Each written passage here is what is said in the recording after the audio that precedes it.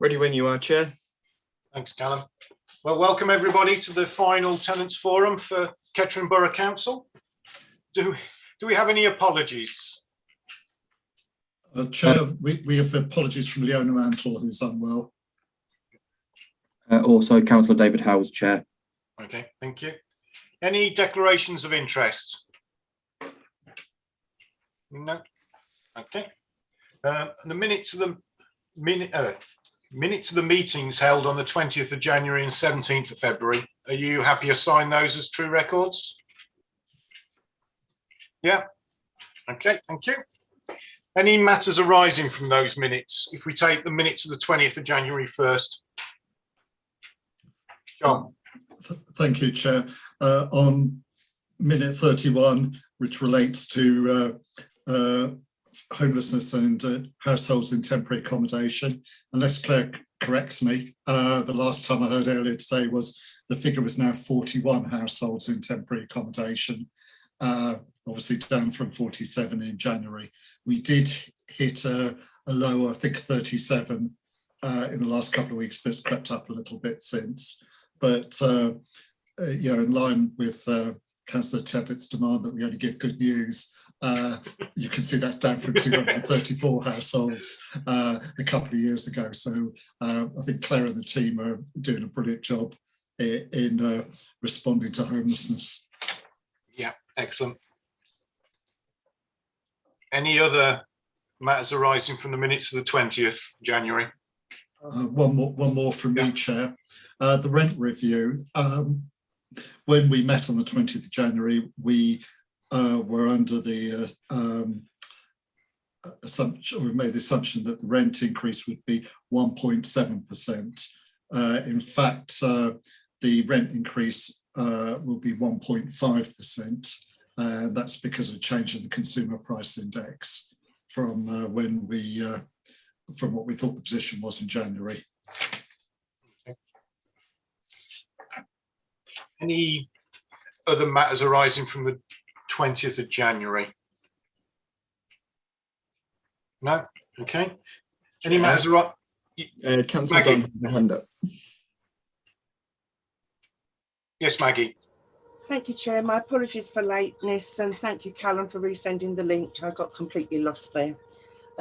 Also on page 5 that John was referring to just now about the rent review, there is a major typo in the paragraph that's in italics in brackets where it says discuss the decrease. Quite a major mistake. Oh, yeah. It was definitely an increase. Change that. And Chair, I've got one other on any other business on page 5, where I think it was Councillor Dunn asked for a report on the Environment Panel during the previous 12 months, and we'll like to return to that under any other business. So I think Tracy's got a request for funding to be made available for works in I think the Windmill Avenue area. Okay. So if you're okay with that, Chair, we can return to that under AOB. We'll put it under AOB. Okay. Anything else? Anything for the 17th of February? No? Okay. And I've been very remiss because I've forgotten to welcome the Mayor, who sat there patiently. So I'm sorry, Councillor Burton, Mr. Mayor. Did you want to address the forum? With your permission, yes, please, Chair. If that's if I'm able to, please. Yeah. Thank you very much for letting me come along to the last Tenants Forum this evening. Chair, as you well know, housing is very close to my heart, and it has been ever since I became a borough councillor. And I wanted to come along this evening because I don't want to steal any of your thunder, because I'm sure there's lots of thanks will be given at the end of this meeting. But I wanted to be included in the thanks, please, because I believe that the tenants past and present that are members of this forum have contributed in huge amounts to how we have conducted ourselves at the council and all the things that we've actually been able to achieve. So through you, Chair, I want to thank the members of the forum past and present for all their hard work, because indeed they do work hard, and I wanted to do that this evening, and thank you for giving me the chance to do so. Pleasure, Mr. Mayor. You're welcome to stay if you want for the rest of the meeting. It would give me great pleasure to do so, but I have another official engagement in a short time. Okay. And I hope that you have a very good evening this evening, and thank you very much indeed. Okay, thank you, Mayor. Okay, if we carry on with the agenda then, so any matters raised by the Tenants Forum representatives? No, not seeing any hands up. Okay, so on to item 6, the information items. Northamptonshire Council, get ready for day 1. John. You're on mute, John. Yeah, thank you, Chair. We've got a presentation which hopefully will appear by magic in a moment.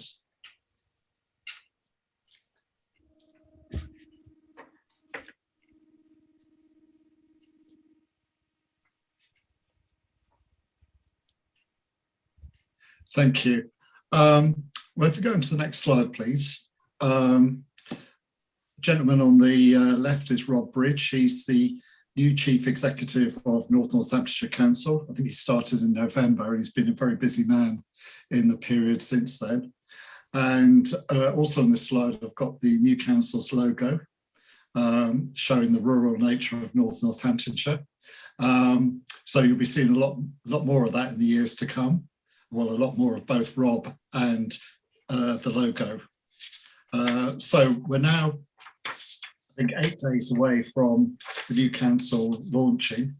And let's just have a look at the next slide to see the structure that is going to apply to the new council. Well, Rob will have a corporate leadership team underneath him, and you can see there are a series of executive directors there who are responsible for things like children's services, place, finance, and crucially, adults, communities and wellbeing. And it is in part of that directorate that housing will be. So some quite high level directorates, and we can have a look at see what the detail is underneath those in the next slide. So you've got this slide shows the Adult Communities and Wellbeing Directorate, and underneath the Executive Director there are 5 assistant directors or directors, and one of those is responsible for housing and communities. And as well as housing, that assistant director will deal with homelessness, community, leisure, community safety, sport, liaison with the voluntary sector and with parish and town councils and libraries. So housing will be part of a broad range of functions. So who are the new people? Let's have a look at the next slide. Well, David Watts is the Executive Director of Adults, Communities and Wellbeing, and he's previously was Director of Adult Services at Wolverhampton City Council, and he joined us towards the end of last year. And the Assistant Director responsible for Housing and Communities is Kerry Pennell, who's currently an Assistant Director for Corporate and Community Services at the County Council. And Kerry joined us, got appointed in late January, and we started seeing her straight away. So the very senior posts are now filled, and those people are getting to grips with their portfolios. So, for example, I've quite a lot to do with Kerry on a daily basis as she gets to know about housing and the challenges that are ahead of her. So the getting ready for day 1 has changed quite a lot since it was originally decided to set up the unitary authorities. Originally, it was intended that over a 2-year period before the authorities got established, there'd be a process of transformation. So on day one, the authorities would be in their final form, and people would start operating in the way that was intended for the long term. So obviously COVID got in the way of that. So there was a gap of a few months where not too much happened in terms of transformation as people were actually dealing with the pandemic. This is about a year ago in the early stages, where work to get ready for day one had to be put aside while we concentrated on dealing with the pandemic. So when work started in the autumn, the model that was followed was, instead of transformation, safe and legal plus. And that was just to make sure that on day one, the council is operating safely and legally. And if there's the opportunity for some transformation, that we'll take that. But basically, it's making sure that things, if we can put it this way, don't fall over on day one, but the council's able to continue operating and providing services that were previously provided by the districts and boroughs and the county council. So to help us do that, we set up something called the Northamptonshire Housing Group, which I chair. And the idea was to actually put together a project plan to achieve Safe and Legal Plus. And that project plan covers housing strategy, council housing, housing options, and private sector housing. And the group involves service heads from each of the districts and boroughs in the north and some other members of key staff. So we've concentrated on making sure that things like the rent review was undertaken to make sure that we've got policies in key areas such as antisocial behaviour, rent arrears chasing, but in particular we've been able to do quite a lot of transformation work on housing options. So actually, on day one, we will have a housing options team dealing with people who are homeless in a consistent way across Northamptonshire. So we'll have a housing allocation scheme, which will operate across Northamptonshire, and Carly was here at previous meetings discussing that with you. And hopefully we'll have a private sector housing policy that will apply also. So we've still got a lot of work to do with council housing. We've got draft tenancy policy and a draft tenancy agreement and a draft aids and adaptations policy, which Leona talked about at previous meetings. And you'll remember we were joined by some tenants from Corby as well to discuss that. But we are certainly going to have a lot of work to do in the next year or two to actually integrate Corby's housing service and ours insofar as council housing is concerned. Okay, next slide. So looking at housing solutions, this is where we've been able to do most transformation. We've been working on a housing strategy for the new authority, and we've got that in draft form. And that's looking at a balanced strategy so that the council does things like it builds council houses, it refurbishes existing estates, but it also works at housing associations, and it works with private landlords to make sure their properties are up to the mark as well. So if you like, I think most successful housing strategy is one that is balanced. We don't put all our eggs in one basket. And I would think at future meetings of whatever replaces Tenants Forum, that would be something that we bring to you. Keyways has been one example of an area where considerable work has been done in the months leading up to now to make sure, as I said, we've got a housing allocation scheme that's been approved by the Shadow Executive, and we've got computer systems that enable us to actually implement that allocation scheme from day one. And that's all on track. In terms of housing options, policies and processes, you can see there are a number of areas where we wanted to get policies in place for day one.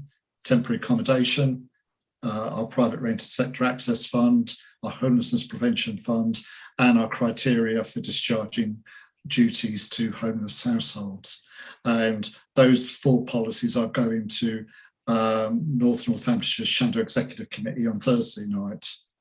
And also we're we've also got a systems upgrade in train to enable us to operate those policies and provide an efficient homelessness service. So next, please. Council housing.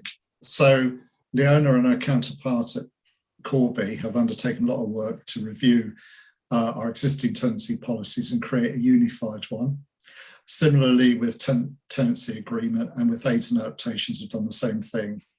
And we're carrying out, we're just about to submit this to committee, but we're going to do some more consultation with elected members and residents in Corby, because the changes for them are much more significant than they are for us, I think. So we've decided to delay those until June executive rather than go to executive this week. That's something hot off the press today, really. Other areas, I've said we've looked at our rents policies. So the rent review, the 1.7% increase, and our income management policy, so how we chase rent arrears effectively, have now been in place so we can harmonise those. Again, you won't see much difference between what we do here at the moment and what we'll do going on into the future. And then finally, one area where we want to do some work is on the capital programme asset management. So we've approved a capital programme for this year, leading from April onwards, the next 12 months. But we do need to think about what happens now in the future. We'll bring the two capital programmes together. And in fact, that's going to be where the focus of our work changes. We've been compiling the last few weeks what we call the day two shopping list. And that is, what are the things that we need to actually start working on with you over the months and years ahead. So I would hope that when we've got the forum that replaces Tenants Forum, that we'll be bringing that day two shopping list to a very early meeting of that. So Chairman, that's very quick trot through getting ready for day one. It's all very near now. And yeah, it'd be really pleased to take any questions or comments. Anyone got any questions or comments for John? Oh, Margaret, welcome. You're on mute.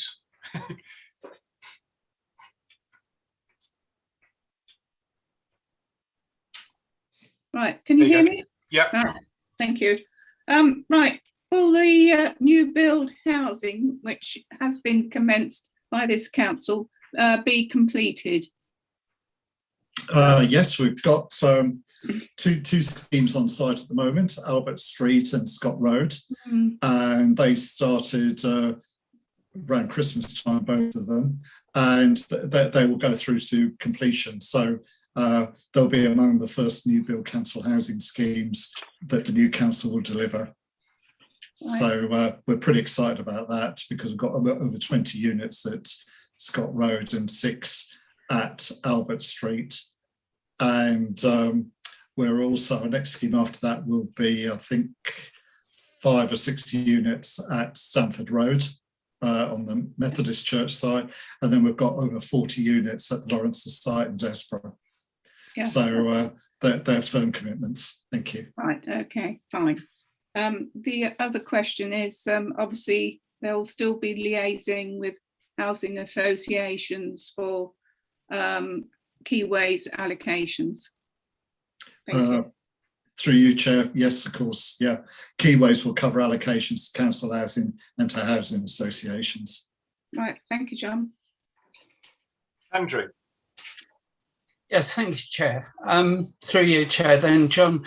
I was intrigued by the private rented sector access fund. I hope I've got all that right.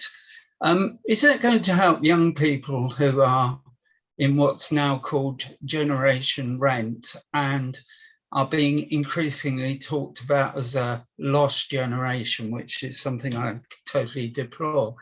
Is that sort of scheme going to be able to help that generation who can't move out of home, and there aren't council houses for those people, and so on? anyway, over to you. Thank you, Chair. We've had a scheme established since late summer last year called Kettering Lettings Plus. And the idea is actually to try and source good quality accommodation in the private sector, because as you say, despite the fact we're building properties, we're also selling them under the right to buy, and housing needs are increasing all the time. So it's unrealistic to think that we can meet all housing needs from either council or housing association stock. So I think put together council and housing association stock is about 12% of all the housing in the borough, and privately rented is over 20% of the borough's housing stock. So to meet housing needs, we've got to work with landlords. And what this scheme is about is we've got a landlord liaison person who contacts landlords, talks to them, tries to encourage them to get involved with our customers. And to help them do that, there has to be an incentive for them. So part of it is this fund. So what we might do is pay for things like a new boiler to go in. It works to bring properties up to decent home standard. So we're not looking to take recs over. These are properties that are almost there with good landlords. And the idea is sometimes you need to have a bit of money just to make the connection and make the property one that we are very happy to refer someone into. The second part is another post of a private sector tenant support worker. And what we've found in the past is that some private landlords are reluctant to work with our customers who might be on benefits because they perceive that as a problem. And if someone's benefits need sorting out, it can be a problem. It can lead to payments not arriving. And particularly the smaller landlords, they get quite nervous when that happens. So the idea is a tenancy support worker works through with the tenant if there are any issues like that to make sure that they're able to sustain their tenancy. And then after a while, the landlord and the tenant, they've built up a relationship and they can work with each other. So that in a nutshell is what this scheme's about. I would say it's been, we've been really pleased with the success of it in the months since it started. And we've managed to get funding to extend what was essentially a pilot scheme for several more months now. And I would like to make it permanent part of what we do. Maggie. Thank you, Chair. I'm just thinking of day one and thereafter of the new authority, and the relationship between the new authority and our tenants. Currently, our tenants, and particularly the members of this forum, know exactly who to go to for what. They'll go to Anne-Marie for antisocial behaviour stuff, they'll go to Leona for tenancy stuff, or the neighbourhood manager, whom they've also built up a relationship with. I'm just wondering how many of these people will transfer to the new authority, and whether or not you will produce some sort of directory of who's who in the new authority. Which I think would be quite useful for us as members as well, because we won't be connected to this forum anymore. Well, not in its form, its current form in any way. So I'm just concerned that it is the last meeting that people get the information that they need.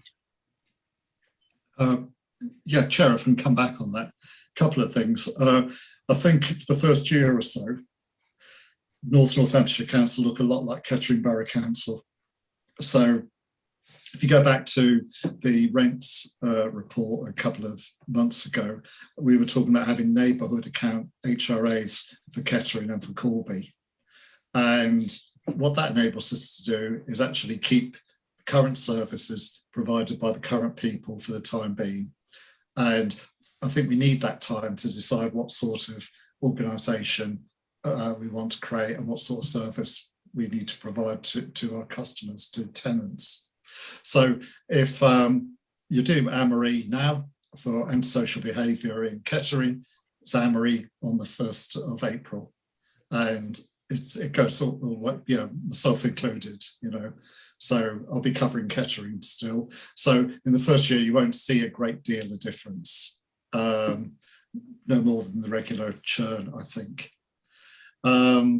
So that is it. I mean, the other thing is, I suppose, in relation to what replaces the Tenants Forum. And I know that the new council is working on its democratic structures at the moment. And one of the things I've been very keen to see is that there is some sort of tenant consultative committee, such as the Tenants Forum. And I know there is someone in Democratic Services at Corby working on terms of reference, because we've provided all the Tenants Forum terms of reference and constitution to them. I think both Tracy and myself have been involved in that, and waiting to see what comes out. I assume it'll be something that looks very much like Tenants Forum, but with more people on it. So hope that sort of answers the question. Just one supplementary, if I may, Chair. Yeah.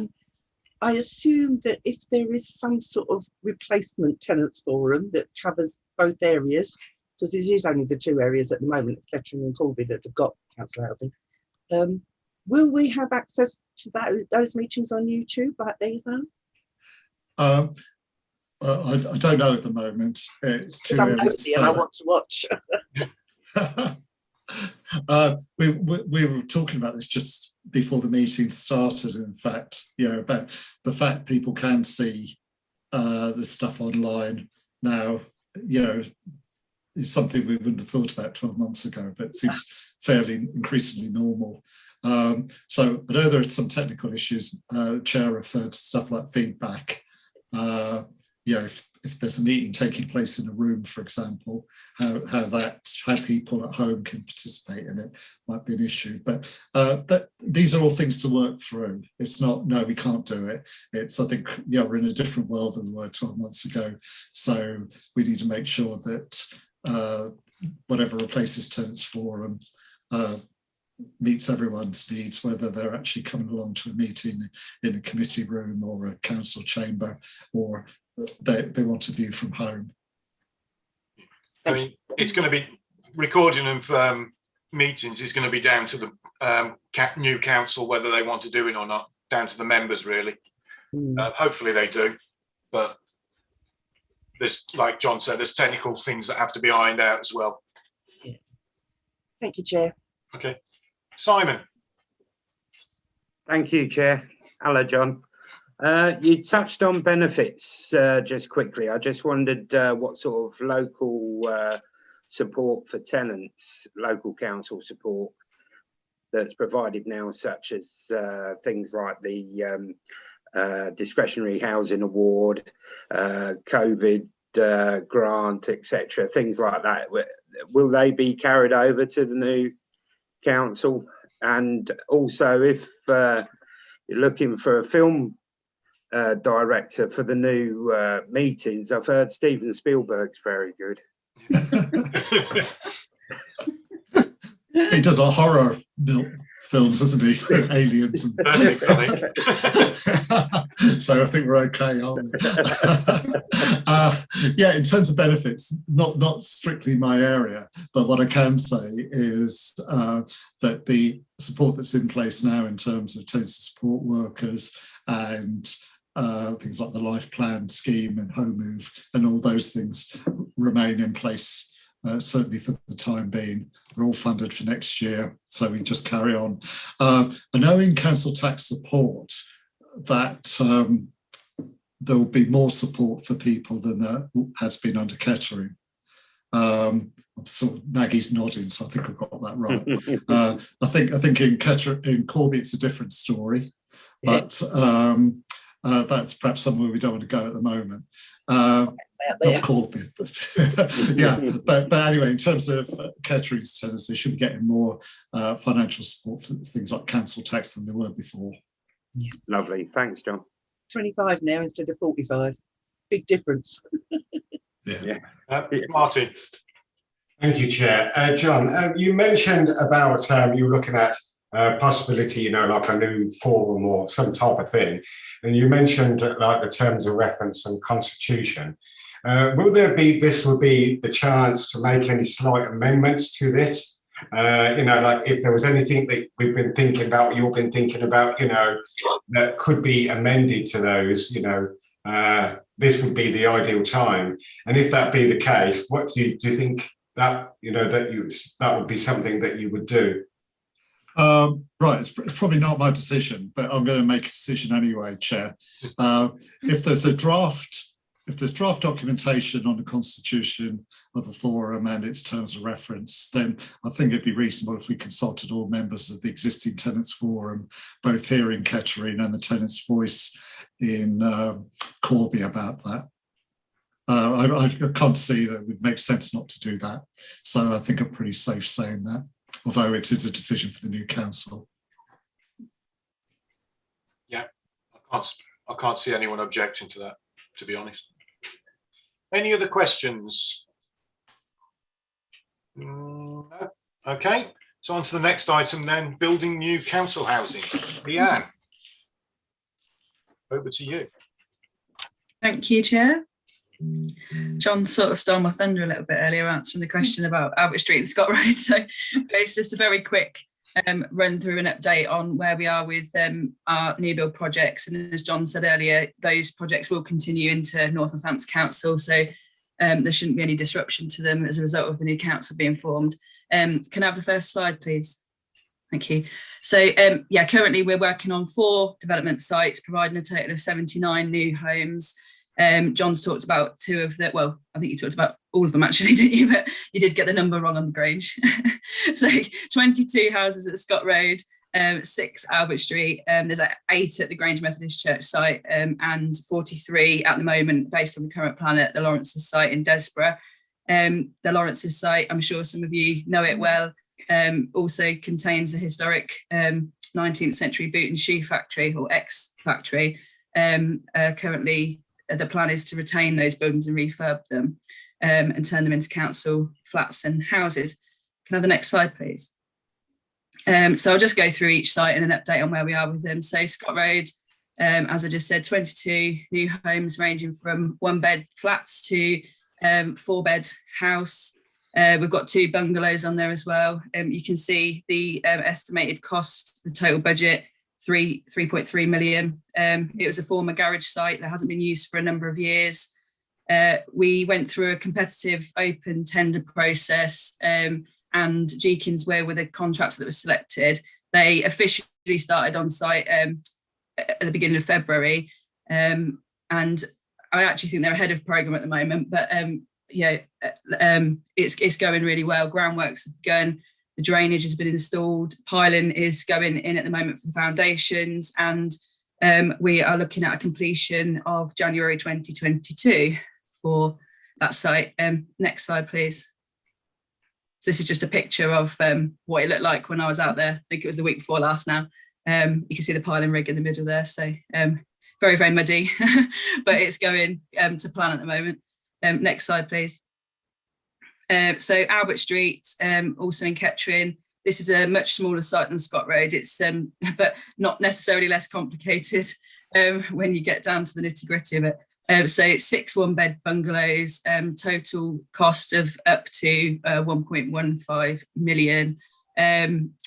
The costs of these sites include risk allowances. So we're hoping, based on the current cost plans that we've got, that they'll actually come in at less than that. Both sites on Scott Road and Albert Street, we haven't seen some of the risks materialise that we'd got factored in. So the ground wasn't as contaminated as it could have been. So there wasn't so much remediation needed there. So yeah, so that's the kind of upper limit of the budget. So hopefully when it finishes, we'll come in under that. So that's the aim anyway. So again, this site was a garage site where we've demolished the garages because they were in a pretty poor condition and weren't very well used. Again, it went through a separate tender exercise to Scott Road, but it was the same contractor that ended up being selected for this site as well. So that went to Jeekins Weir, formally started on site in January. Again, all on programme, block and beam floors have been laid, temporary driveways installed, and we're now on brickwork on that site. This is a much smaller site, so the completion date is August for this one. Next slide, please. So that's just, again, a couple of weeks ago, that was progress on site as it was at that point. Next slide. The Grange Methodist Church site. So this is 8 units. So we've got 4 2-bed bungalows, and then we've got 4 3-bed houses. 2 of the houses will be, they're specially designed to cater for households who have got a disabled family member who would need to be on the ground floor level. So they've got wet rooms on the ground floor and an additional reception room that could be used as a bedroom for somebody who wouldn't be able to manage stairs. We've submitted the full plan application for this, and there is an issue that needs to be resolved relating to one of the neighbouring properties, which we're resolving currently. And then because of the transfer to unitary, there's been a delay to sort of planning committees and things. So we're hoping that we'll get to the June planning committee for this. So once we've got planning permission, we can do the second stage of the tender process, because we've already carried out the first stage, which basically involved what we call pre-qualification questionnaire, where it goes out to, you know, basically anybody that's interested, and then it reduces the number of contractors down to a short list. They will then get the second stage of the tender offered to them once we've got planning. So all being well, and we think it will be well at the moment, start on site for this scheme would be in the autumn, and that would have an estimated 37-week build programme. It's a similar sort of size to Albert Street, so we're predicting a similar sort of build out time for it. Next slide, please. So this is the big site. So this is the Lawrence's factory site in Desborough. Again, it's been owned by Kettering Borough Council for a number of years now, since 2005, I think. There's been various attempts to bring this site back into use for mixed uses over the years. And some of you may remember that Tesco had a planning permission on the site to build a supermarket. They then subsequently walked away, and there were some of the sort of plans following that. One of the community groups in Desborough was given an opportunity to come up with a plan, and unfortunately that wasn't viable. So I think it was late 2018.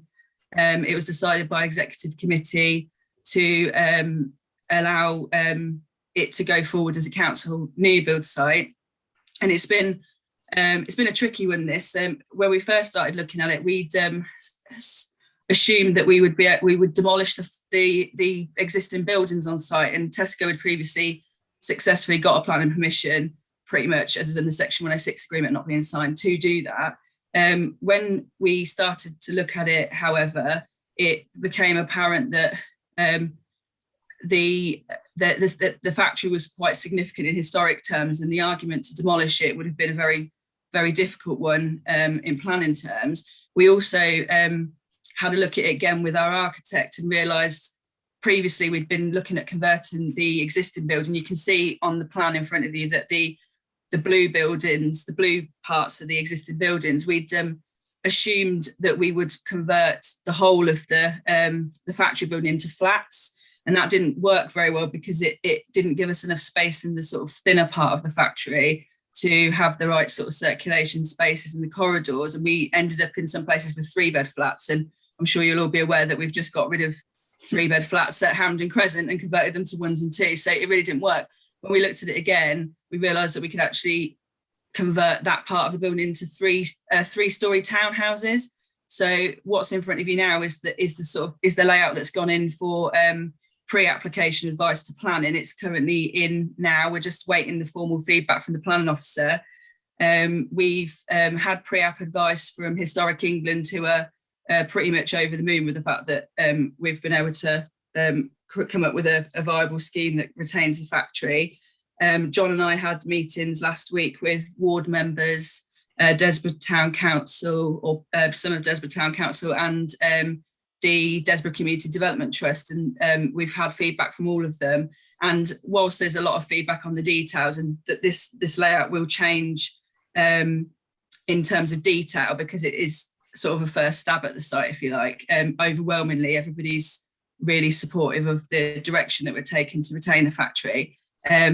We're, as I think John mentioned earlier, the way that we fund these schemes is that we will use our receipts from right to buy sales from when people buy their council houses for part of it.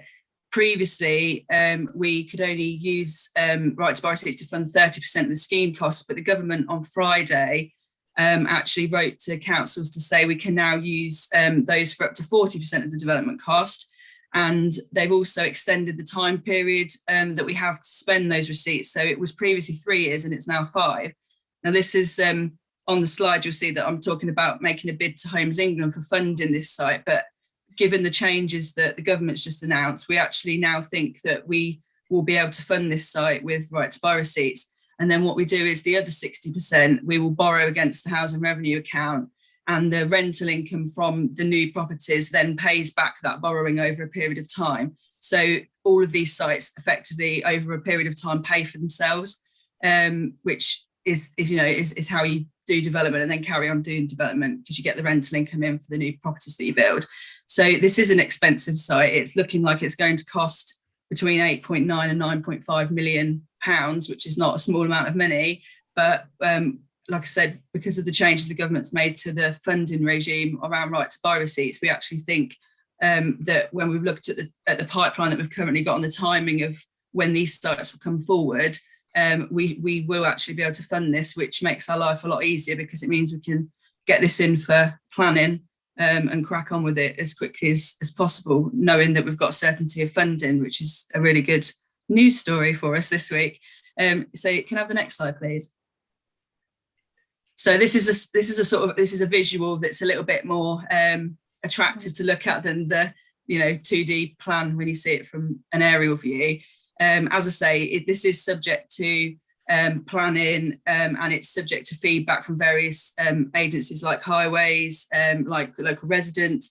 So the principle is very much with this site to make the factory conversion itself the sort of centerpiece of the development, and sort of work from there. So we're limited to what we can do with the layout, because we are like working with the existing buildings, but you get an impression of what it is that we're trying to achieve on this site. And I think it's quite an exciting project, this one. And as I say, it's going to provide 43 homes ranging from 1 beds to a 5 bed, and a couple of 4 beds that again are specially adapted for people with disabilities who need the ground floor accommodation. Can I have the next slide as well, please? Oh, yeah, I thought this was, I was trying to remember if this one was on here. So yes, this is the high level programme that we're currently working to for this site. So we're in for pre-app advice at the moment, which is where we are March to April. We will then, following the feedback that we get from various agencies and from planning, do what we call the REBA Stage 3 design, which is a more detailed level of design that enables us to submit the plan application. So we would look to submit that in June this year. Following that, you then do what you call REBA Stage 4 design, which is your very detailed design that is effectively what your contractor builds from. So your buildable drawings. Overlapping with that, we would start the tender process to select a contractor. So we're looking at sort of the end of that being February 2022, with them mobilising in May 2022 for a start on site in June 2022. We think it will take about 15 months to build this site. So we're looking at a completion of December 2023. It's worth saying that we may be able to speed this up. There's a series of decisions that you can make at various stages that might make this more quick. So for example, we could tender it at stage 3 after we get planning rather than waiting until stage 4. And depending on the tender process that we go through, we could either use what we call a procurement framework, which has already gone through what used to be called OJU, which is the full European Union tender process. You don't have to go through that if you use a framework, because they've already done that in the way that they've selected their contractors. So it makes things quicker. Or we could do the full open tender process, which then is a slightly longer time scale. So this is kind of the longer of the two programmes, really, sort of worst case scenario, if you like. Happy to take questions at the end. I think John's going to do a couple of slides on Homes for the Future and HAMPDEN CRESCENT as well. So if I pass on to John.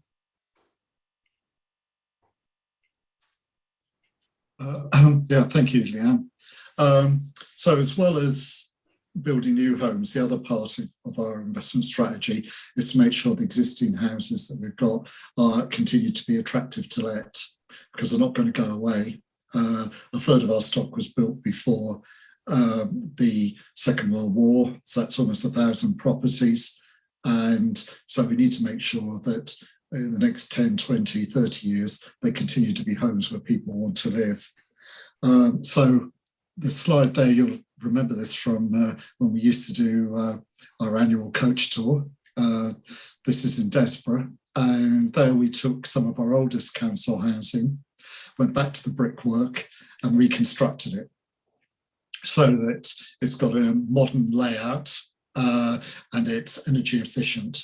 So at Desborough, we've refurbished 32 units, and that's been really successful in that we've reduced heating bills by around 50%, which is a lot of money every week to have in your pocket as opposed to going through to your utility provider.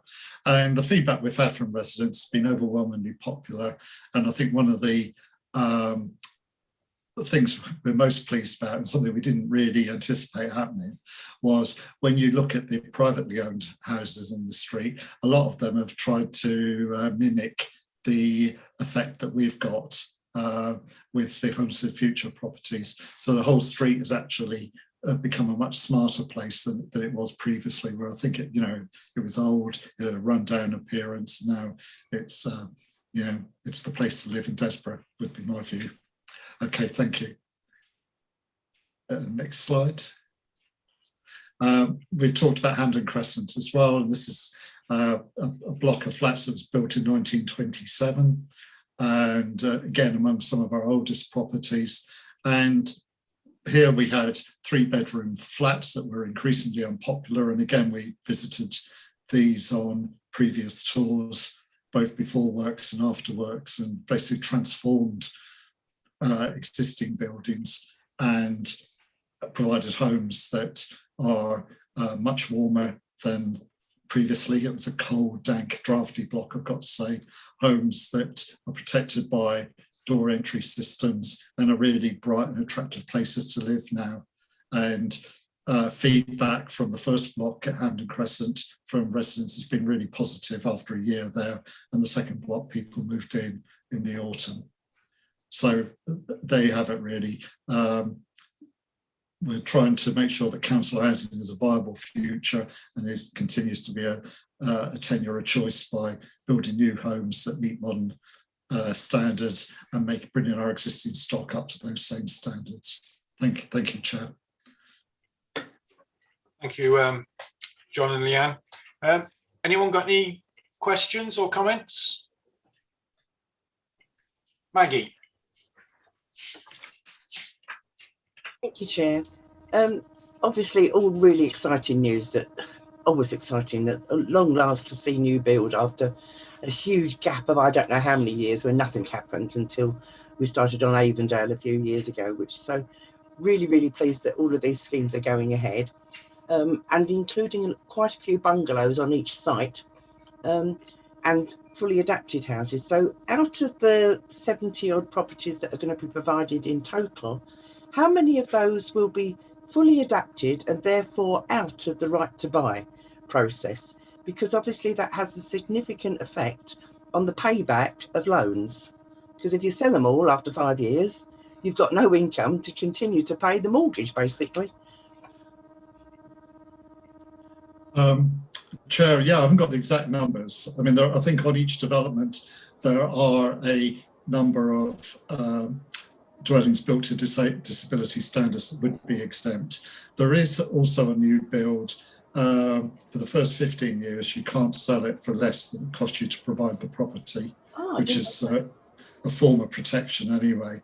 One of the things we did a few years ago before we did our first Laburnum Crescent scheme was actually look at the experience of other authorities that built new build. Yeah, how much did they lose? And actually very, very few properties go in the early years. There was one unfortunate case, I think in Lincoln, I think it was, where a property received a right to buy application in the first week. But but yeah, don't know the circumstances, but very, very unusual. And most of them remain in the council stock, at least into the medium term. Right, that's useful. Thank you. Martin. Thank you, Chair. It's not really a question, just a comment really on the Homes for the Future project. From a tackling of stigma in social housing point of view, I think Kettering with their Homes for the Future has done really well with this.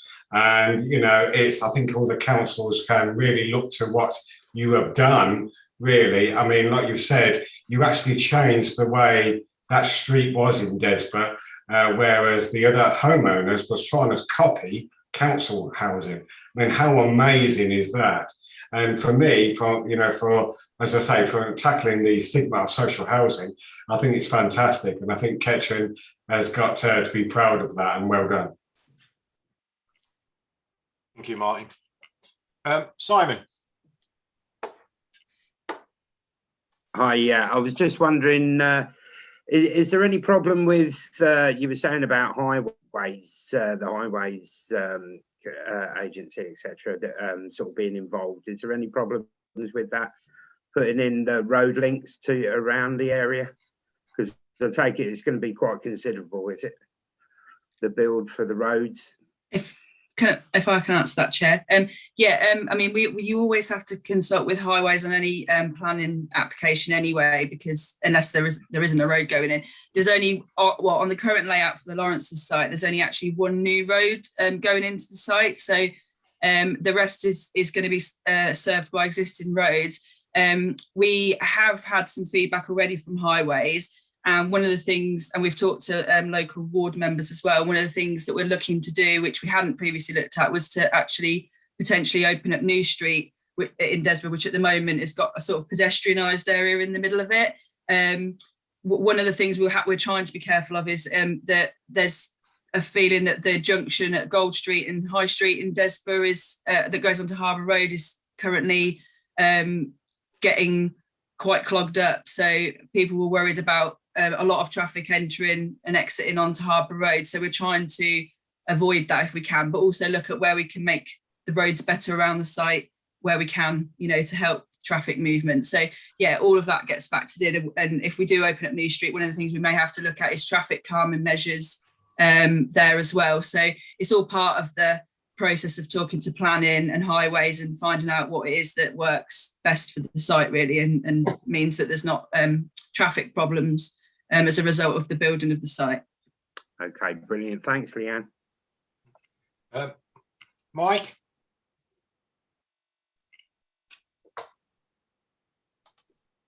Thank you, Chair. Just picking up on that last comment, have DCD been supportive in terms of putting in one-way system into the New Street?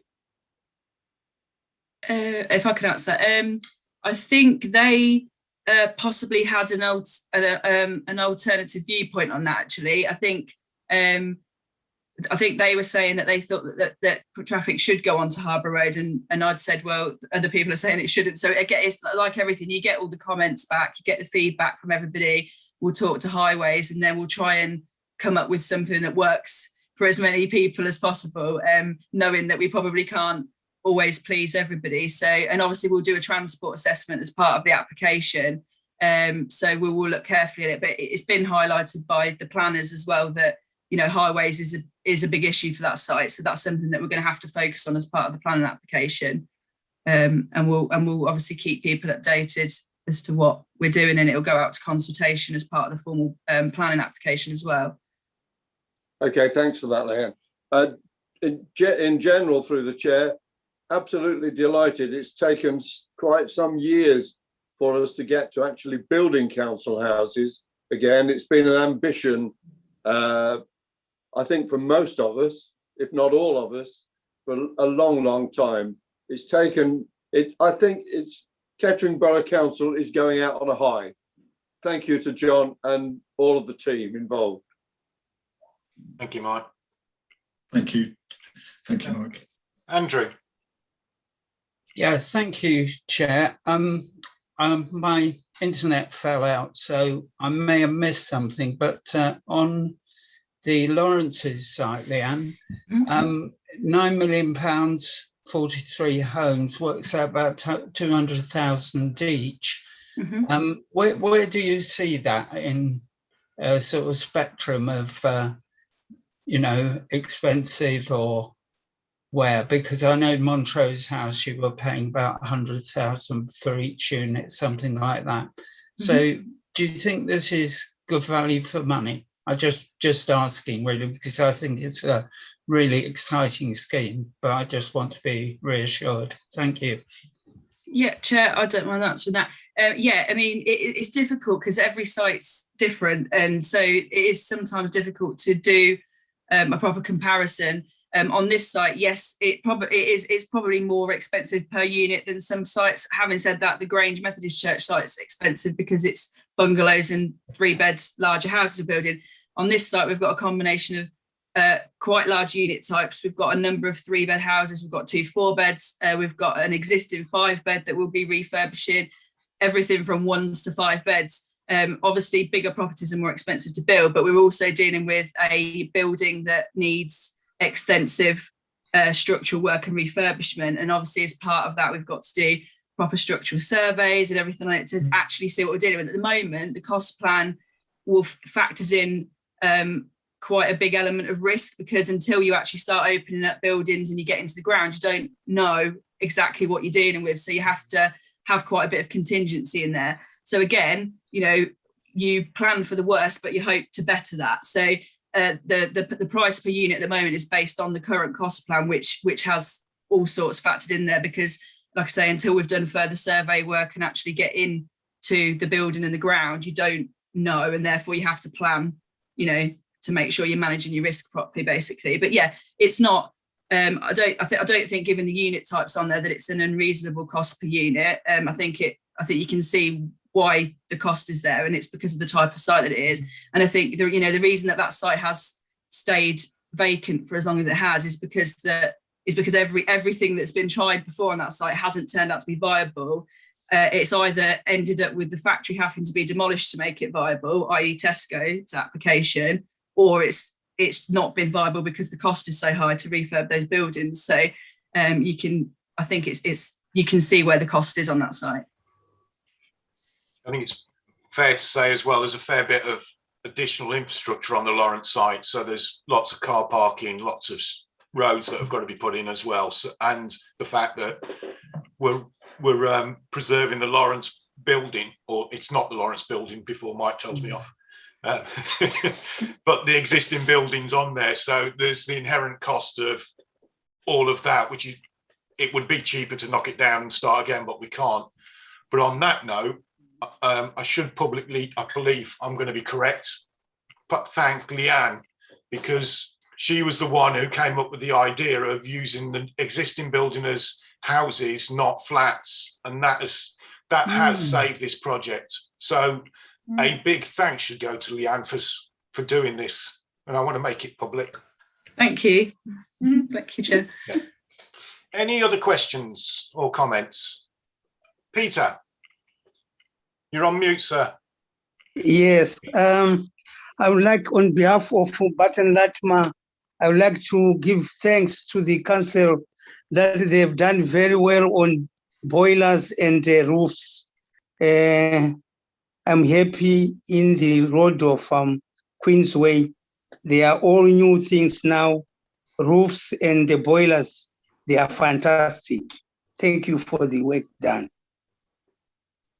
Thank you, Peter. Okay, any other questions on the new buildings? No?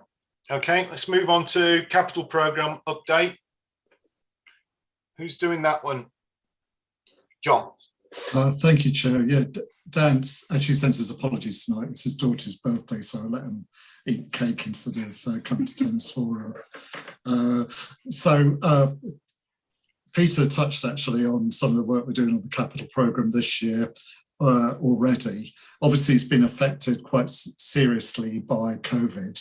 So the Homes for the Future programme, which is moving on from Desborough to Rothwell, is running well behind schedule because the nature of the work is such that there's difficulty decanting people from their homes into temporary accommodation at the current time. But nevertheless, there's been progress on a number of other schemes, particularly the installation of gas boilers, where this year we will have installed over 400 gas boilers in council housing. So that means 10% of the housing stock has had its boilers replaced this year, well over 10%. And I'm really, really pleased with the progress that Dan and the team have made in this, because if you think back 2 or 3 years when we had a cold winter, the amount of boiler breakdowns was quite phenomenal. That was the time we sort of took over the property function into housing, and immediately we were faced with this crisis of 80, 90 people or households without central heating at the coldest part of the winter because older boilers were breaking down. So one of the things we wanted to do once we dealt with the immediate crisis was to actually start replacing older, outdated boilers with newer, modern, trusted boiler types. And the intention was to, by making that capital investment, is actually reduce the rate of boiler breakdowns. And we now monitor on a weekly basis how many breakdowns we've had, and the figure is a fraction of what it was 2 years ago. So that investment is really paying off. And if no other measurement, the fact of the number of members' inquiries I get about boilers is just a handful now, rather than many every day. So I think that's been a major achievement for us. And we're now moving on to looking at electrical installations as well. So as well as spending a lot of capital on new boilers, is actually doing electrical installation condition reports on properties, and then when we've got a schedule of work we need to do, and actually doing it there and then, doing it straight away. So what we want to do is, over a period of, I think it's 4 or 5 years, actually get into every property and then have a phased programme going into the future. So there's that. Other things that have been going on, as Peter said, roof replacement is, we've been able to do that this year. The installation of door entry systems as well, and fire precaution work. So they've all been areas where we've been able to transfer money from other programmes into it. So I think Homes for the Future obviously been an issue, same with kitchen and bathroom replacement, and same with major adaptations in the way in that work is very intrusive. So we've had to hold back on some of that, because you don't want tradespeople going into houses with the most vulnerable people in our society. So I think Dan and the team have done a good job actually working around the constraints we've got this year. And the thing is, the money that hasn't been spent isn't lost, it gets carried forward into next year. So as we recover, we'll be able to make up that lost ground. Thank you, Chair. Good, John. Simon. Hello, John. I was just wondering, through you, Chair, with the condition reports on the electrical and stuff like that, with houses with driveways, that sort of thing, would you be looking perhaps at adding electric car charging points? Through you, Chair, at the moment, no, but I can see a position very quickly where we will be doing that sort of thing. So at the moment, we're just concentrating on bringing the electrics within properties up to standard. But you're right. I mean, it's one of the things in our draft housing strategy. We're looking at actually more focus on climate change and on fuel poverty and energy efficiency, all those things. So that I would say, if we were sitting here in, I don't know, 3, 4, 5 years, that might be part of business as usual. But at the moment, I just want to make sure that properties are safe and electrics are convenient, and meet the needs of people inside. But yeah, I think it will change. I think you're right. It won't be long, I don't think, John. Thank you very much. Martin. Thank you, Chair. John, I noticed that we said, I know I said last time, that there's work going on the Naseby Road estate, isn't there? Where does Valley Walk come into that, which opposite the green patch? I thought they was included in the Naseby Road estate. And I know I've heard from a couple of tenants along there, there's work being done, but nobody's contacted any of those. And I wasn't sure whether they come in with them. I think I need to check. I think off the top of my head, I think Valley Walk's newer than the top end of Naseby Road, which was built in the 1930s. So we'll be concentrating on external wall insulation on those properties because they haven't got cavities. So the properties that would have been built in the 1950s, and I think Valley Walk is part of that, will have cavities. So they don't benefit from external wall insulation in the same way as older properties. But if I can take that away as a bit of homework and actually confirm that to you, I'll do that. Okay, so got Maggie next, then Peter, then Gloria. Thank you, Chair. Really pleased with John's closing remarks that the money for kitchens, bathrooms and doorways, new doors, hasn't been lost. It's still there. But what I really need to know now is, are you going to publish a new schedule of when you hope to start doing this? Because some people thought they were going to get their kitchen last summer. They now know not when it will happen. So I think it would be good practice if we could have a new timetable produced, because if Boris's roadmap works, by the end of June, we should be able to do what we like, which includes fitting new bathrooms, doors and kitchens, I hope. So it would be good to see, and the tenants need to know as well, when their street is going to get done.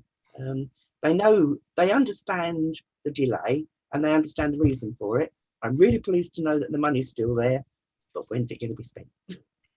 Chair, I think Maggie makes a really good point, and I think as things become clearer, we will actually contact tenants directly and tell them where they are and publish something on the website as well, showing the programme as a whole. So that's a bit of homework for Dan, so I'll get him on the case. Thank you, Chair. Thank you. Peter. Yeah, hi. Going back to the previous article about the new build, are there going to be any electrical charging points for cars built into the estates as they're being built? Seems a better option to build it as they're building their buildings. Do you know what I mean? I think the answer is no. And I think it's no particular reason in that. I think, yeah, it's only very, very recently we've got focused on electrical charging points. So the thing is, where do you stop on an expensive scheme like the Lawrence's? I think I'm right, Leanne. Are you going to correct me on that? Well, we're, oh, can you hear me? Yeah. Yeah. Oh, sorry, my earpiece fell out. Sorry. One of the things that we're going to look at, because our focus on the Lawrence's site was really, could we make the scheme stack up viably with the buildings on the site? So that's really been our focus. But one of the things I've asked the design team to look at as we go through this part of the process in pre-planning and then in for plan application is obviously sustainability and climate change is, a big priority, quite rightly so. So we will be looking at whether there are ways we can incorporate, different forms of heating, newer technologies and things. So they're going to look at that. Obviously bearing in mind that we've got, an expensive scheme here and that the scheme needs to stay viable. And we also have to think about ongoing maintenance costs as well, because it's not just building the site. We've got to make sure that whatever we do put in, we can run and maintain effectively and cost effectively as well. So yeah, we've not ruled anything out at this stage, but we just haven't got into that level of detail with what we can and can't do just yet, but we will do, yeah. Okay, thanks. Yeah. Gloria. You're on mute, Gloria. You're on mute, Gloria. We can't hear you.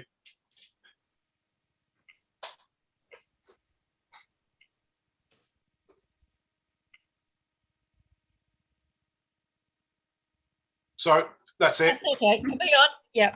Yeah. Right, John, thank you very much for my new boiler. I've had a very warm winter without any breakdowns. Yay. And on my recent winter quarter bill, I'm in credit, so it looks as though it's going to work out quite fine. With the Martin's Point on Valley Walk and the Grange Estates worries, the only biggest worry they've got is the new road that's going to be proposed to come through from the estate on Walkton Lane. It's supposed to come down via where the green patch comes onto Valley Walk. It's supposed to be a roundabout going in, and then the road takes off up Elizabeth Road. Don't know whether that's still going ahead or not, but it is causing quite a bit of concern because the primary school is very close to Elizabeth Road, and it's not really suitable for that amount of traffic coming through. I know there's another one going further up back of Weekly. But there is a bit of concern there that they could lose some of the allotments or the green patch altogether. We don't know, which would be a shame because they do quite a lot in this area, the green patch, where the kiddies are concerned in the summer holidays and things. But on the whole, the estate's not too bad. We had one little worry on the green in Kathleen Drive, where some trees have been cut down on that large piece of green there at the back of the co-op. And it was very nice to see 9 trees being planted on it. We were rather expecting bungalows to go on it. So yeah, at the moment, the main worry is that new road that's planning. The WeWa that you refer to, it has to be built before phase 2 of Hamwood Crescent starts. I believe that's about 2030, 2035. But I don't know what its status is as to whether it's already been approved. I don't know. No, that's the bit I don't know. Maggie? Not heard anything on the estate. So I don't know what's going on with that. But in 2035, I doubt whether I should be around for that one anyway. Somebody else can have the problem. Maggie, did you want to say something? Well, I was just going to, if I may, Chair, just point out to Gloria that quite recently the exec extended the lease for the green patch and gave them a 99-year lease. I did see that. And at the time, Clark Mitchell had to go to the exec, which you were at, weren't you, Mark? Yeah. And Clark particularly asked that point about the WeWa Road, because it seemed pointless to give them a 99-year lease if it was going to get demolished in 2 years' time or whatever. And the comments at that time were that it was highly unlikely to happen. Right. And it's unlike it. The WeWa will be built because otherwise phase 2 of Hamwood Crescent can't go ahead. But I don't know in planning terms whether it's been approved, the location's been approved or not. I keep meaning to have a look and haven't looked. That would be interesting. Yeah. It will be interesting where they put it in the finish, because I know there's one further up on the Stamford Road itself. Yeah. Going across to the new road. Anything else on the capital programme? No. Okay. Thanks for that. Rough sleepers update. Carl, is that you? Me instead. Yeah, you've got Claire today. Carly's got parents' evening. So I'm just going to run through a few slides, just basically to demonstrate the activities that we've undertaken over the past year. So looking back to where we were before the pandemic hit, we had our housing options team within the council, providing our general duties to advise and assist homeless households, and with a focus on prevention and relieving homelessness. We had Safe Until Daylight operating and their extended winter provision via the night shelter. And that was running for the 3rd year. And we had around 12 rough sleepers at that point utilising the facility on any given night. And we also had the government's RSI Rough Sleeper Initiative funding for 1.5 full-time equivalent outreach workers at Accommodation Concern, and those posts were fulfilled by Sharon and Emma. And we had the first Housing First project comprising of 2 self-contained flats for rough sleepers with complex and high support needs, which were intensively supported by accommodation concern tenancy support workers as well. And we also had a small pot of about £4,000 for personal aspiration budgets to help assist rough sleepers to engage with our homelessness service. Next slide, please. So fast forward to the end of March, which is pretty much a year ago to the day that we went into lockdown. So 23rd of March, we had the direction to everybody to stay at home. And on the 26th of March, we had the everyone in request to be fulfilled by the 30th of March. So we had already preempted that this was going to come into place. And we had been planning since mid-March about how we could provide those that were currently using the shared spaces in the night shelter and anybody else that we knew that was genuinely rough sleeping out there, how we could bring them all into COVID safe and self-contained accommodations. By the 30th of March, with the support of many partners, we did jointly achieve the government's task of bringing everybody in. And this involved identifying and providing self-contained accommodation for 15 rough sleepers who were either utilising the night shelter at the time or who were known to be sleeping rough in the area. And we managed to accommodate most into council-owned properties, with some in self-contained nightly paid accommodations. And it was a real joint effort between ourselves, Accommodation Concern, and lots of other partners to help make sure that we got everybody in and everybody in with everything that they needed to be successful in those properties. Next slide, please. So what were the challenges that we faced? So with the government's announcement of everybody in, and what people and the public interpreted that to mean, some saw it as a fast track into social accommodation, which wasn't what was intended. It was to make sure that everybody is safe during lockdown. And we did see a vast increase in the number of approaches from those who were claiming to be rough sleeping.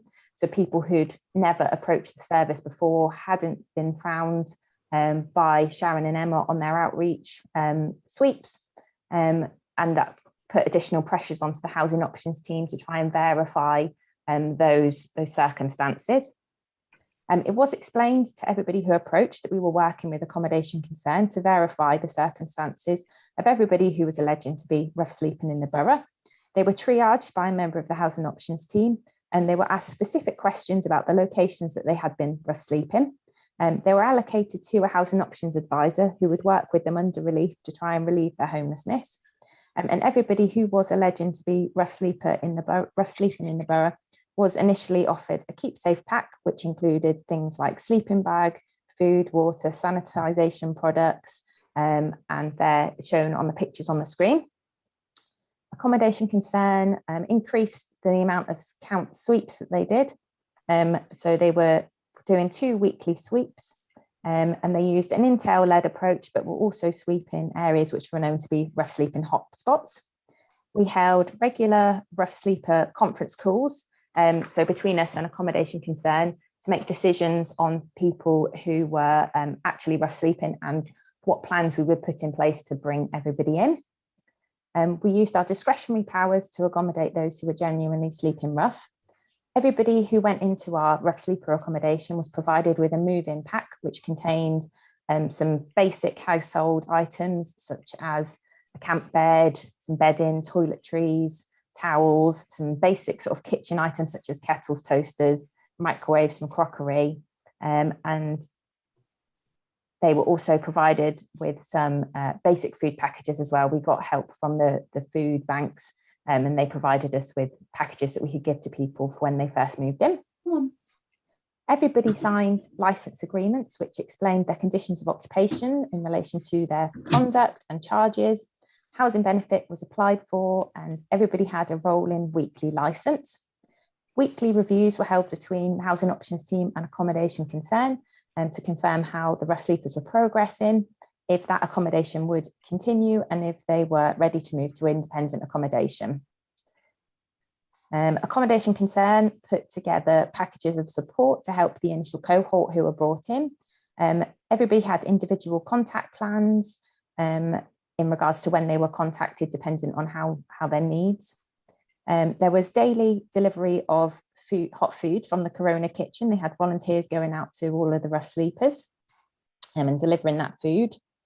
And to help with lockdown boredom, to try and keep everybody on the straight and narrow and keep everybody in the accommodation for the use that it was intended for. TVs and TV licenses were purchased, and then there was lots of arts and crafts and things that were all funded as well through that aspirational fund. There was focusing on development of engagements and assistance with claiming benefits, and also setting up repayment plans for any debts to help people move on when they were ready. Next slide, please. So this is just a summary of what's happened sort of since. So since March, we haven't ceased the Everyone In's approach. In fact, we recognise this is an opportunity to make long-term steps to change the way that we actually deliver our rough sleeping services, not only in Kettering, but moving into North Northants. We'll continue to exercise our discretionary powers to provide emergency accommodation to all genuine and verified rough sleepers as per the Everyone In model. And today, I believe we've got 16 rough sleepers currently in that cohort. Inevitably, having regard to the speed at which we devised and implemented the new provisions, we've learnt a lot of lessons along the way, and we have made changes and refined our approach as a result. Some of the key challenges that we've faced along the way, and some of the that remain as priorities for us, are improving our joined up multi-agency response to those rough sleepers with the most complex needs, improving strategic and operational work in relationship with our partners, and ensuring adequate housing and related support provisions moving forward. Next slide, please. So since lockdown, we have employed a rough sleeper coordinator here at Kettering Borough Council. Sarah Laycock's been in post since September 2020. So this role pulls together all of the bits and pieces that myself, Carly, and everybody else in the team across sort of housing options and strategy were kind of doing. So we've just got one person that's really taken the lead on everything. And it has, I believe, really helped focus our approach to this. So Sarah is strategically leading and coordinating and developing services on offer for our rough sleepers. She's working to ensure that we have a multi-agency approach is taken, and she's working to create links with other services to tackle rough sleeping. She is our main link between Kettering Borough Council and our partners, and the first point of contact for any rough sleeper queries that we have.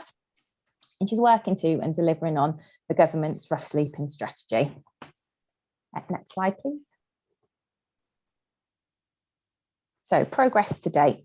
So working closely with Accommodation Concern, she's developed services on offer, such as exploring all avenues of support in regards to mental health, drug and alcohol addictions, looking at alternative accommodation options and reconnection, clear steps on engagement and verifying those that are rough sleeping, expanding on the current reporting processes to include long-term objectives and individual plans, working collaboratively with Accommodation Concern, we've enhanced the outreach sessions and trialling different times and to encourage engagement, using our warden services and our the PCSOs when non-engagement occurs. She's created relationships with schemes out of areas, out of the borough, to accept people with no local connection, such as Midland Heart and the Richmond Fellowship. She's also spent some time working in the Corona kitchen, which she found extremely beneficial. Sarah also collates all our data required for our MHCLG submissions and that are currently carried out on a monthly basis. Next slide, please. So each year, we are required by government to conduct either a spotlight count or estimate on the number of rough sleepers on a chosen night agreed with all local authorities and within the county, and we do that to avoid double counting. Due to lockdown being imposed again in early November, we decided that we would not do the physical count, and we would take the estimate approach, working with partners and from intelligence receives to look at the actual number of people that we believe to be rough sleeping in the area. That was part of Accommodation Concerns and regular sweeps that they do to ensure that nobody was also missed. There has been a dramatic drop in the number of rough sleepers reported in the area. Obviously, this year we've got the everybody in, which has meant that everybody that was out there has genuinely been brought in. We did have one gentleman at the time who was rough sleeping, but they've subsequently moved on now. Next slide, please. So moving on to the winter period, which is obviously hopefully nearing the end of it now. Traditionally over winter, we have additional safeguards in place to protect rough sleepers during the cold winter months where there's risks to the health and well-being is at the highest. Government guidance this winter and likely for years to come was to strongly discourage the use of shared sleeping spaces such as those traditional night shelters. We've continued with the initial everyone in approach since March last year and have used this initiative as an opportunity to bring about longer term changes to our rough sleeping service. In response to communication we received on the 6th of January from the government, we have continued with everybody in for all verified rough sleepers, so we've not had to change our approach at all. However, we've reconsidered our position in regards to intervening and providing accommodation more quickly, ensuring that we're responding to the risk of the more transmissible strains of the virus. We were successful in securing just over £6,000 from MHCLG via the Cold Weather Fund in December, and we've utilised that funding to provide bed and breakfast accommodation or nightly paid facilities. And this has allowed us to accommodate any verified rough sleeper or people at risk of rough sleeping into accommodation during periods where SWEP has been triggered. Arrangements under the SWEP protocol are triggered when the nighttime temperature is predicted to be 0 or below for 3 or more consecutive nights.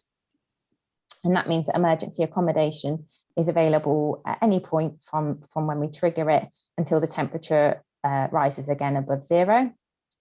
We also have secured funding for Protect Plus, which has allowed us to provide further interim accommodation. So when the SWEP period has ended, we have been able to provide some short-term discretionary nightly paid and B&B placements while we conduct our full housing assessments to non-verified rough sleepers who we may have a duty to under the Homelessness Act.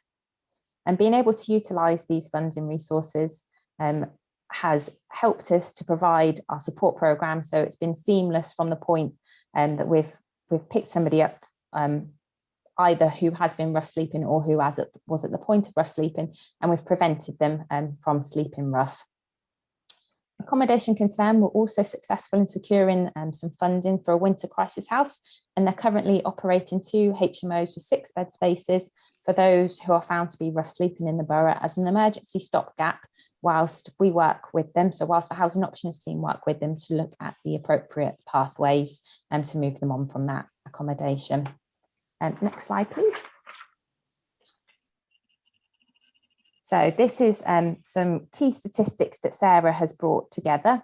So 15 rough sleepers have been accommodated in discretionary accommodation. That was the initial March cohort. A total of 27 rough sleepers have been provided discretionary accommodation to date. Many of others have been dealt with via other routes such as statutory homelessness service. 17 verified rough sleepers have been helped to secure settled accommodation so far, of which 8 have successfully moved into permanent tenancies from our everyone in discretionary temporary accommodation. There has been 3 failed placements where licences have been withdrawn due to non-engagement or antisocial behaviour. A further 2 entrenched and complex rough sleepers have been successfully moved on this year from the RSI flats into housing the Accommodation Concern RSI Housing First flats.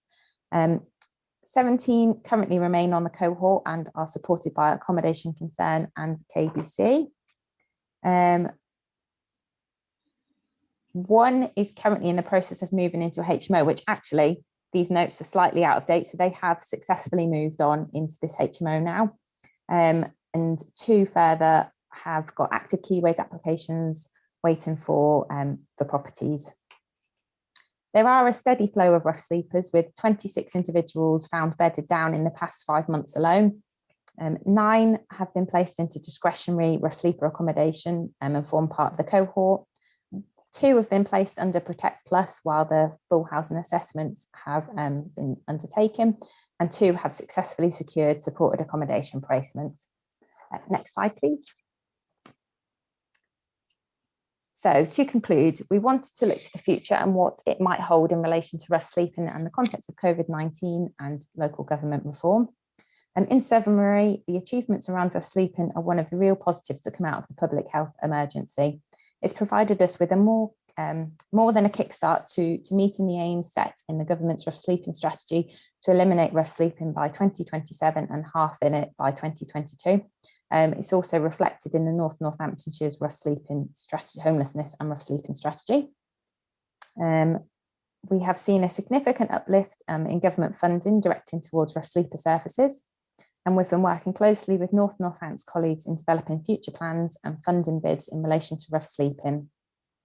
Local government reform provides further opportunities to align approaches to rough sleeping and share our learning and best practices across the 4 existing local housing authorities to build a consistent and effective rough sleeping service to Northants. Thanks.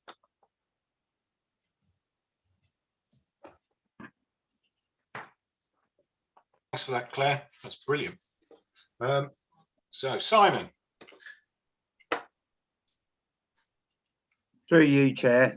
Yeah, hello, Claire. I just wanted to say you should be proud, you and your team, of what you've done over the COVID period and certainly into the future.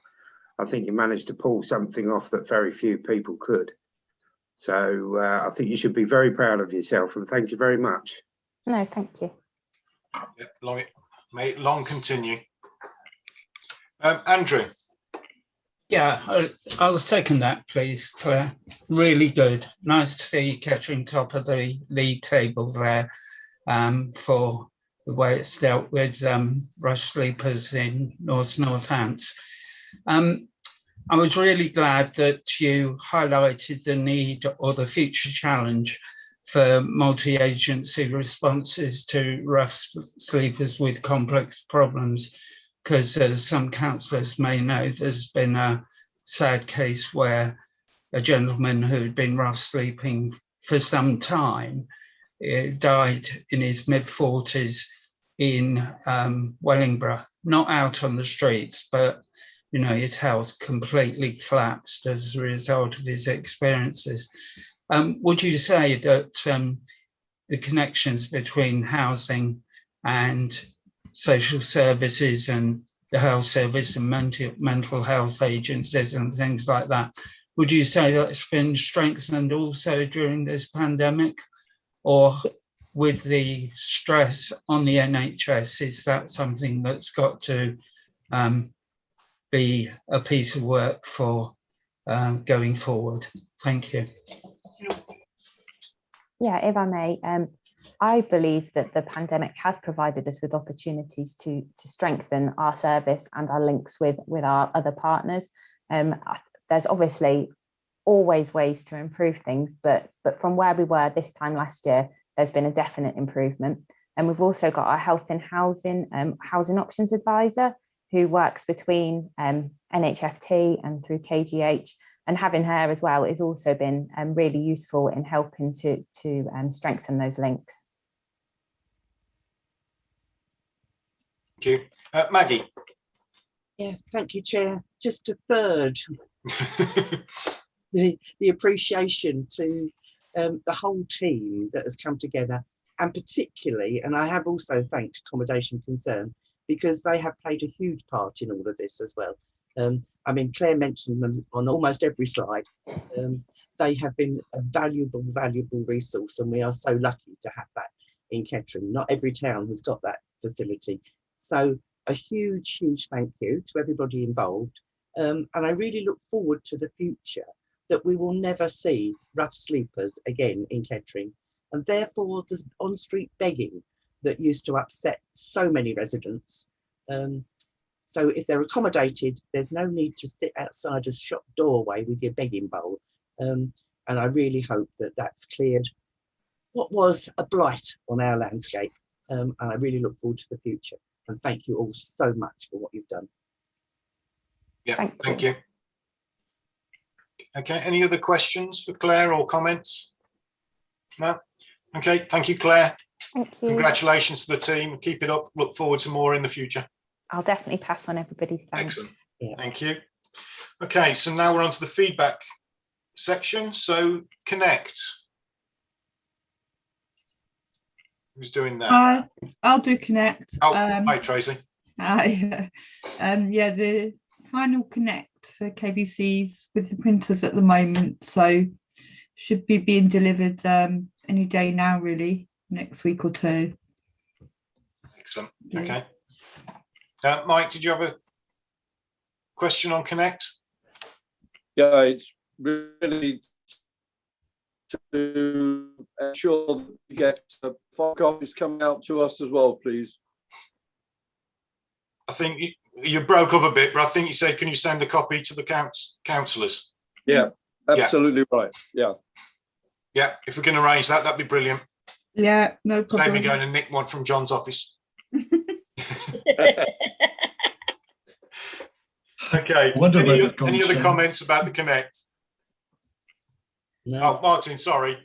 Even though you got to Ben Gloria. Thank you, Chair. Yeah, yes, Tracy, you know, this is the last copy of Connect for KBC. So will the hopefully this will continue in some form. Would that be the case? Chair, yeah, I would hope so.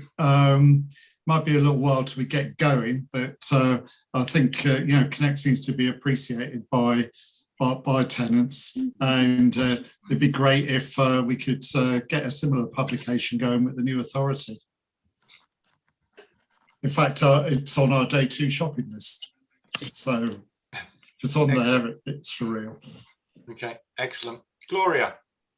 Yes, I had my copy the other day, and it's sad to see it full of what we've the past and not the rest of it and what's happening in the future.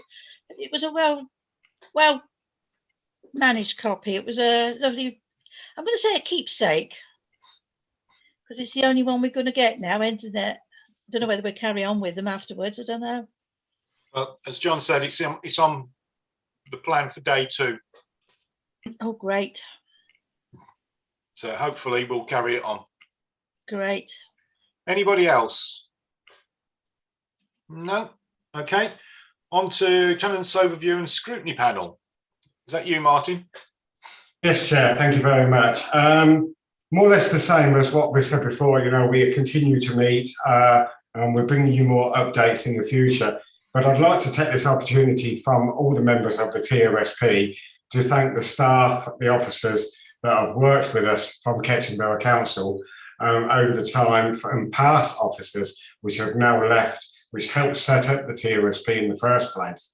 I think we've come a long way working together, and hopefully moving forward into Northamptonshire Council, hopefully this will continue and we will continue to get stronger together. Thank you. Thank you, Martin. Anyone got any questions for Martin? No? Okay, excellent. Any other business? So first of all, we've got the environmental panel. Where is she? Yeah, thank you, Chair. I've got to ask Tracy, is this you or me? I'll do it. So with regards to the environmental fund for this year, for 2020 to 2021, we haven't spent it. We haven't had a panel. We haven't been able to get together. So the fund is outstanding. And we wanted to ask the Tenants Forum if we could have a vote or have permission to use that money on Windmill Avenue in Hodgeway, which was an environmental bid the year before. We did a couple of days down there, community action days. We cleaned the railings, but there's just this ongoing problem with litter, rubbish, fly tipping down there. So we've got some match funding of £5,000, enough to, because there's like 3 kind of areas. We've got enough to do one of them with installing bin sheds to try and tidy up the bin areas. And we wanted to ask the Tenant Forum, could we use that other £10,000 to do the other two as well? So is yeah. anyone got any comments on that before I ask you for a vote? Simon? Yeah, I thought it was a rollover if it didn't get one that on the first year, but I've got no reason why not to use it, to be honest. Thank you. Okay. Lindsay, you're on mute at the moment, Lindsay. Oh yeah, there's fly tipping actually going on down here as well, outside the bins. Yeah. There's like beds, there's a wardrobe. I nearly fell over it the other day. Fridge freezer. Fridge freezer. Have you reported it, Lindsay? Yeah, but no one's coming out. And I'm worried as well because I'm pregnant. I don't want to trip over. I've nearly tripped over. So thank God for Stephen grabbing me because I would have gone head first into a fridge freezer. John, could you chase that with Brendan? Yeah, of course I will. Yeah, thank you, Lindsay. Yeah, thank you, Chair. We'll get that sorted out, Lindsay. Thank you. Okay. Gloria and then Peter. Yeah, it would be nice to, shall we say, get the job finished, wouldn't it, Tracy? Yeah. Yeah, I'm all for spending the money. Thank you, Gloria. Okay, Peter? Yes, I was going to say the same thing. Please, can the money be used on everything that needs to be used? Okay. Yeah. This seems like it's going to be an easy vote then. So all those in favour of using the money as Tracy asked? That looks like it's unanimous. Thank you. Yeah. Crack on, Tracy. Thanks a lot. Okay. Anyone got any other business? John? Oh, and then Maggie. Sorry. Thank you, Chair. Just a quick comment from me, just to thank both the tenant representatives and the elected members over many years now for helping to make Tenants Forum the success it is. It's been one of the highlights of certainly my job, attending meetings of the forum and seeing you guys get so actively involved in what we do and being very supportive of the work that we do on a day-to-day basis as well. So I didn't want to let the last meeting of the Tenants Forum go by without thanking you all. That's it. Thank you. Maggie, I think you're going to say exactly the same as I'm about to say. Yes. Thank you, Chair. Yes. I mean, I don't know if our paths will ever cross again, but it has been a pleasure to work with so many of the tenants and the officers. I've gained a great deal out of it. I mean, I know I'm a pain in the arse a lot of the time, but I do appreciate everybody's patience with me, with my permanent questions and demands on the team. But it's been a truly successful few years that I've attended these meetings. I can't remember how long, but quite some time. And it has been an absolute pleasure. And to thank all of the officers and the tenants that I've got to know quite well over the years now. I feel I've built some good relationships and I hope that our paths will cross one day. Many thanks, Chair. Thank you. Anyone got anything else before? No? Okay. Should we do the prize draw and then I've got a few words to say myself. No problem, Chair. We're going to have to bear with me, got a different bucket this time. Where's the doing a magic trick? Yeah. So the last prize draw for KBC Tenants Forum goes to Peter Matzer. Yay. Peter, excellent. Thank you. So all I'd like to say. Thank you. Thank you, everybody. Thank you, everybody. Thanks. Good time. Yeah. All I'd like to do is reiterate and thank, as everyone else has, the officers, the other fellow councillors and tenants. I've really enjoyed chairing these meetings and being involved. Really proud of the fact that since John took over the maintenance, we've gone in leaps and bounds, and that is one hell of a department now. It's a credit to you, John. Yeah. And it's also glad to see that John's going to be here on April the 1st. So I'm really glad that everybody all the officers here are going to be carrying on the crusade to make the housing in Kettering and Corby and Wellingborough and East Northants hopefully will be council housing that we're proud of. So thank you, everybody. Right. And with that, I declare the meeting closed. Bad.